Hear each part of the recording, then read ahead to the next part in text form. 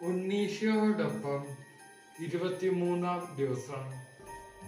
പെട്ടെന്ന് സ്വർഗീയ സൈന്യത്തിന്റെ ഒരു വ്യൂഹം ആ ദൂതനോട് കൂടെ പ്രത്യക്ഷപ്പെട്ട് ദൈവത്തെ സ്തുതിച്ചുകൊണ്ട് പറഞ്ഞു: അത്യുന്നതങ്ങളിൽ ദൈവത്തിന് മഹത്വം, ഭൂമിയിൽ ദൈവകൃപ ലഭിച്ചവർക്ക് സമാധാനം. വിശുദ്ധ ലൂക്കായുടെ സുവിശേഷം 2-ാം അധ്യായം 13-14 വാക്യങ്ങൾ. ഈശോയുടെ ജനന സമയത്ത് മാലാഖമാരുടെ സംഗീതം. മാലാഖമാർ ഇന്നും പാടുന്നുണ്ട് സ്വർഗത്തിന്റെ മഹത്വ ഗീതം. എവിടെയെന്ന്? എളിയ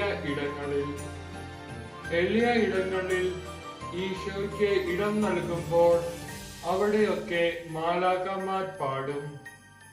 നമ്മുടെ ജീവിതങ്ങൾ എത്ര എളിയതും കുറവുള്ളതുമാകട്ടെ, അവിടെ ഈശോയ്ക്ക് ഇടം നൽകാം.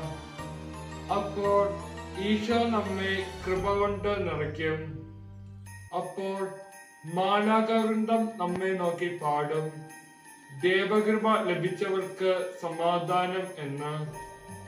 ഈ ക്രിസ്മസ് നമ്മുടെ എളിയ ജീവിതങ്ങൾ സമാധാനത്തിന്റെയും കൃപയുടെയും അനുഭവമാകട്ടെ. അതിനുവേണ്ടി ഈശോയെ നമുക്ക് ഹൃദയത്തിൽ സ്വീകരിക്കാം.